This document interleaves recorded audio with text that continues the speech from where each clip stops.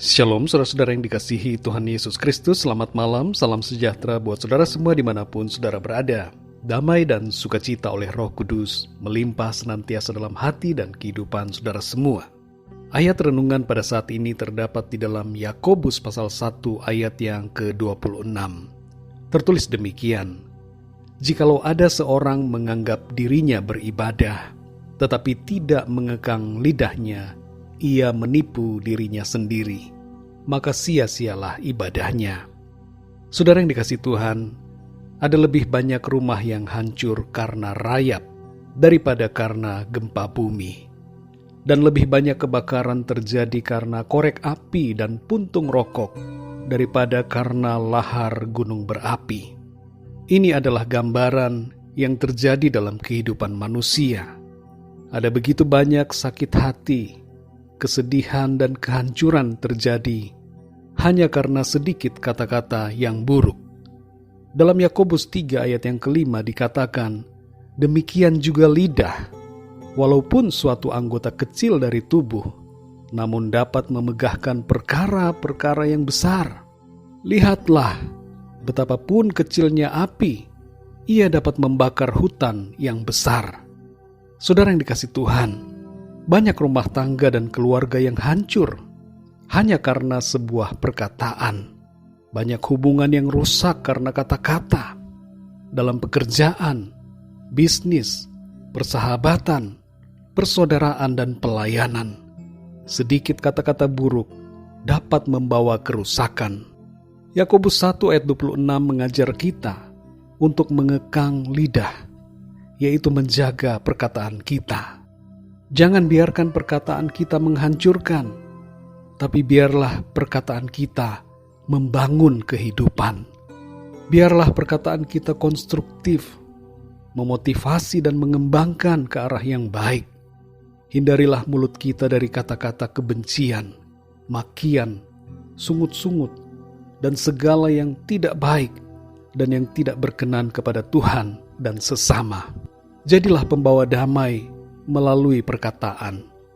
Hal ini bukan berarti bahwa kita menjadi pribadi yang tidak jujur dan tidak tegas.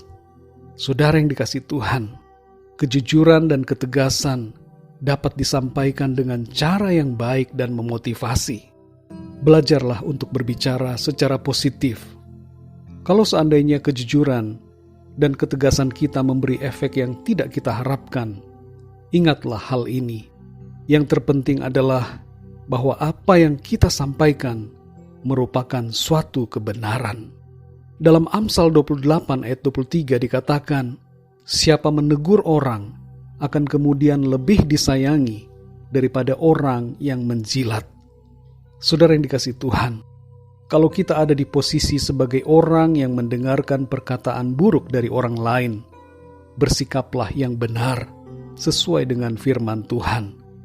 Jangan terintimidasi dengan kata-kata buruk atau kata-kata kebencian, kutuk dan semacamnya. Hidup kita tidak tergantung dari perkataan semacam itu, tapi hidup kita tergantung pada perkataan firman Tuhan. Tetaplah damai dan mengasihi, serta mendoakan orang yang berkata buruk kepada kita. Amsal 20 ayat 24 mengatakan bahwa langkah orang ditentukan oleh Tuhan. Malam ini saudara, mari kita introspeksi dan perbaiki diri kita. Yang pertama, kuasailah lidah kita agar memperkatakan bukan kata-kata yang menghancurkan, tapi perkataan yang baik, yang benar, memotivasi dan membangun kehidupan.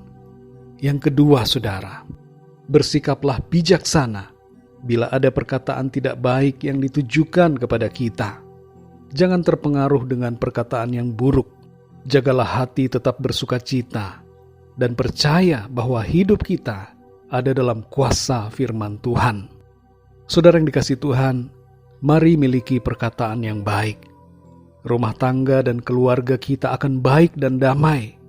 Hubungan persaudaraan, persahabatan, dalam pekerjaan dan pelayanan akan baik dan diberkati Tuhan, karena perkataan kita bukan meruntuhkan, tetapi membangun kehidupan. Mari kita berdoa, saudara. Bapa kami yang di surga, Bapa, di dalam nama Tuhan Yesus Kristus, kami mengucap syukur untuk anugerah-Mu di sepanjang hari ini. Kami dapat melalui dengan kekuatan yang daripada Tuhan.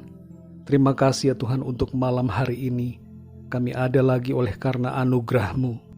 Dan kami bersyukur untuk firman-Mu Tuhan, yang mengajarkan kami untuk menjaga perkataan kami, supaya apa yang kami katakan adalah kata-kata yang membangun, bukan yang meruntuhkan. Dan agar kata-kata yang kami ucapkan adalah kata-kata yang berkenan kepada Tuhan dan sesama. Tolong kami ya Tuhan, pimpin kami ya Roh Kudus, supaya kami dapat berbuat yang benar, supaya kami dapat mengucapkan kata-kata yang benar, yang seturut dengan firman Tuhan. Dan kami juga berdoa ya Tuhan, supaya Engkau memenuhi hati kami dengan damai sejahtera dan sukacita-Mu, sehingga hati kami tetap damai ketika kami mendengarkan perkataan-perkataan yang buruk, perkataan-perkataan yang tidak benar, dan kata-kata yang tidak berkenan kepada kami. Tolong kami ya Tuhan, supaya kami dapat tetap mengasihi dan berdamai oleh karena kuasa dan kasih Tuhan. Terima kasih ya Bapa.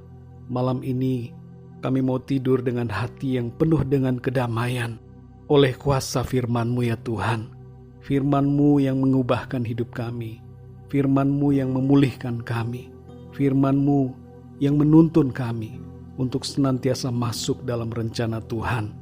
Berkati kami ya Tuhan di sepanjang malam ini, agar kami dapat tidur dengan nyenyak, dan besok pagi kami dapat bangun dengan kekuatan yang baru, dengan tubuh yang sehat diberkati Tuhan. Terima kasih Tuhan. Segala kelemahan Tuhan gantikan dengan kekuatan. Segala sakit Tuhan sembuhkan. Mujizat Tuhan terjadi dalam hidup kami. Dalam nama Tuhan Yesus. Terima kasih ya Bapa. Di dalam nama-Mu yang kudus, nama Tuhan Yesus Kristus, kami berdoa dan mengucap syukur. Haleluya. Amin. Puji Tuhan, saudara yang dikasihi Tuhan, saya percaya firman Tuhan menjadi berkat dan kekuatan buat saudara semua. Dan Roh Kudus akan menolong saudara untuk lebih lagi memahami kebenaran firman Tuhan. Tuhan Yesus memberkati saudara semua. Selamat malam dan sampai jumpa dalam renungan yang berikutnya. Haleluya.